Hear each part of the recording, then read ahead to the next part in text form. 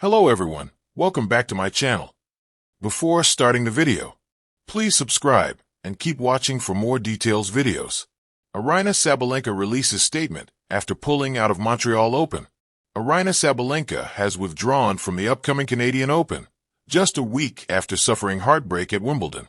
The world number one was knocked out in the semifinals at the All England Club by Amanda Anisimova, falling to a 6-4, 4-6, 6-4 defeat.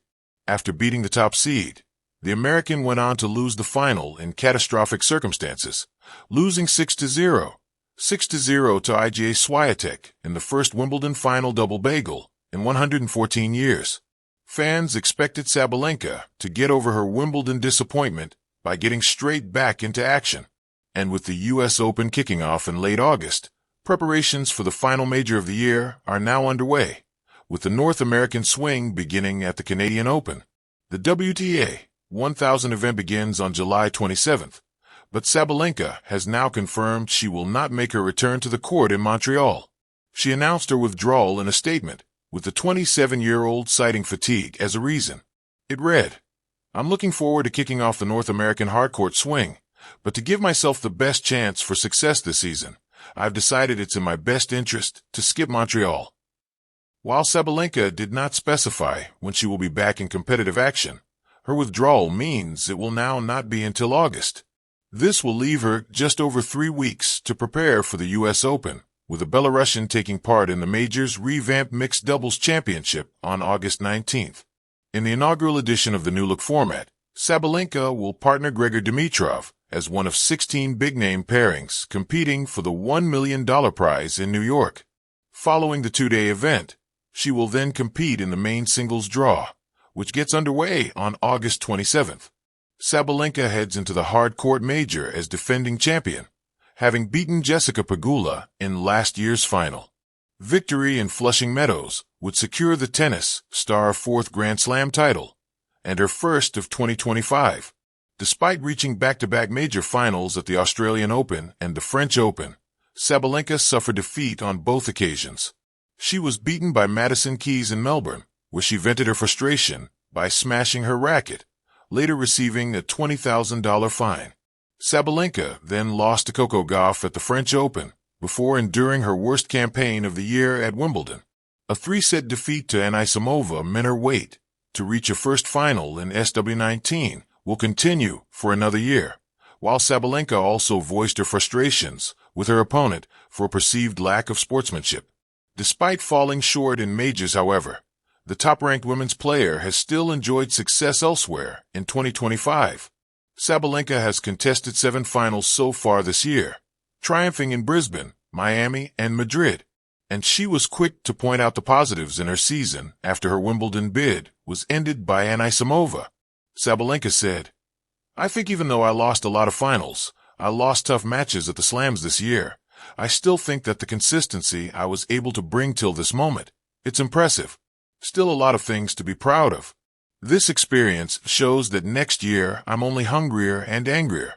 These tough defeats help me to come back much stronger. I have huge hopes for the next year."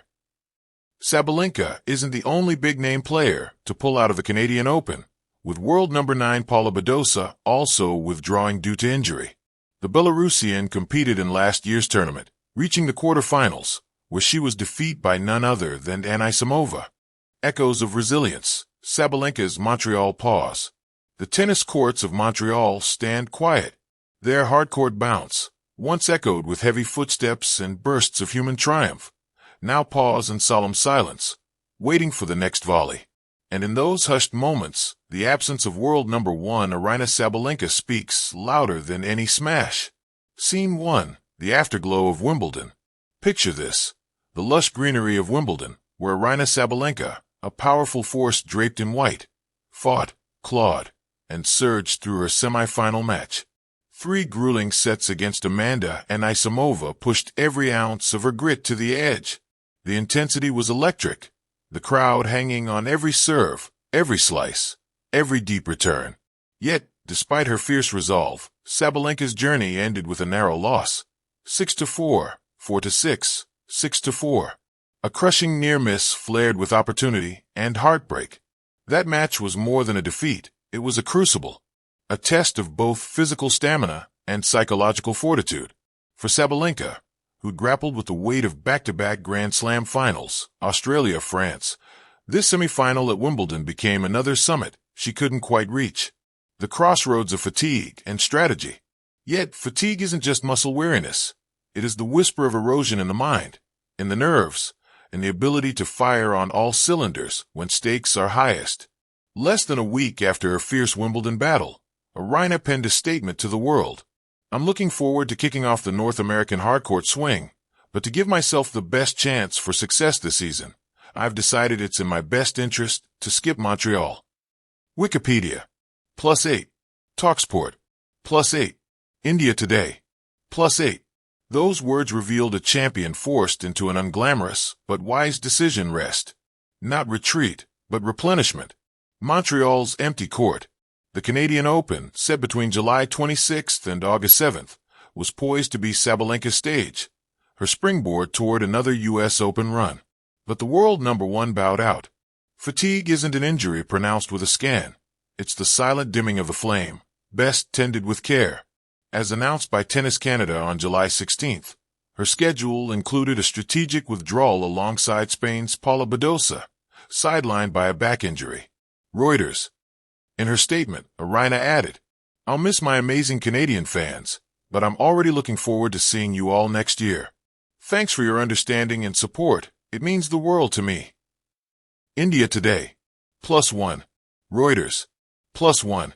Underneath the words lies a bittersweet chord, a champion torn between loyalty to fans and loyalty to her own body and ambitions. The burden of brilliance. Let's zoom out. 2025. Sabalenka is a tour de force, 3 finals across Grand Slams already, Wimbledon semi-finalist, champion at Brisbane, Miami, and Madrid. Her trophy room gleams with tenacity and triumph. 20 singles titles, 9 WTA 1000 level wins. Reuters. +5. Talksport.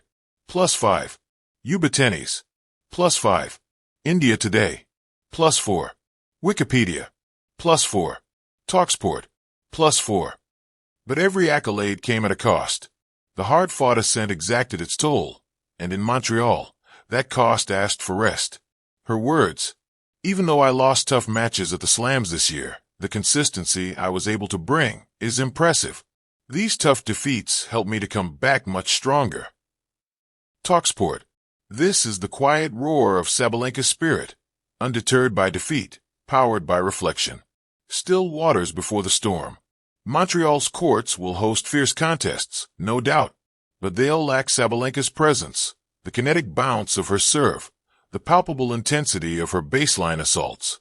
Instead, tranquility replaces tension, preparation replaces performance, readiness replaces response.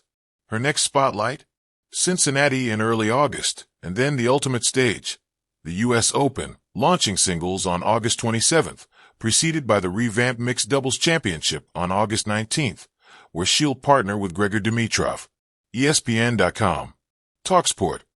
That's strategic brilliance, building momentum with doubles, regaining rhythm in singles, all while stepping back from overextension. A champion's gambit. What emerges is a portrait of a champion who knows her limits and respects the process. She isn't shrinking. She's positioning. Pulling out isn't defeat, it's deployment. Every athlete knows, to win, you sometimes don't step on court, you step aside. Her strategy mirrors a chess grandmaster's sacrifice. Surrender a pawn now to command the endgame later. By skipping Montreal, she safeguards her legs, preserves her serve, and conserves her mind sharpness. And if tennis were solely about physical dominance, no strategy would matter. But it's not. It's also mental toughness, recovery, timing, and Sabalenka aims to peak when it counts most. The human element. Consider the emotional tug-of-war. Sabalenka's statement is filled with warmth for her Canadian supporters, a testament to her appreciation for atmosphere, community, and fans who adore her power. She misses them. She reassures them. She plans to return. Her message is human and humble. And behind the humility is hunger. For greatness, for major titles, for the spotlight of New York's Arthur Ashe Stadium.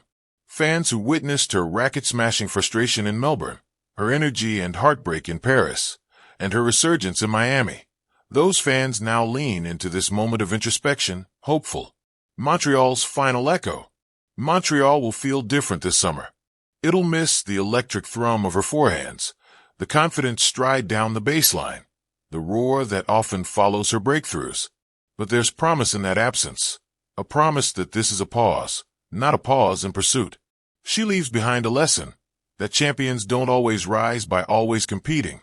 They rise by knowing when to rest, and that even the toughest battles sometimes require retreat. Eyes on the prize.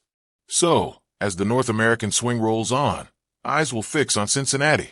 They'll follow along to Flushing Meadows, where from August 19th through September's first week, Aryna Sabalenka will either defend her U.S. Open crown or etch a new chapter in her legacy. Montreal remains on the map, but her focus is further north, on hard courts more consequential, on the chance to claim her first Grand Slam of 2025. It's not withdrawal. It's recalibration, resilience, ritual. Final thoughts. In her statement, Aryna Sabalenka didn't just withdraw. She communicated her values, strategy, self-awareness, and unwavering ambition.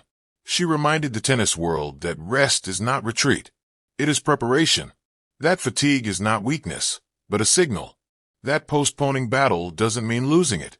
And as we count down to August's grand stage, we know this.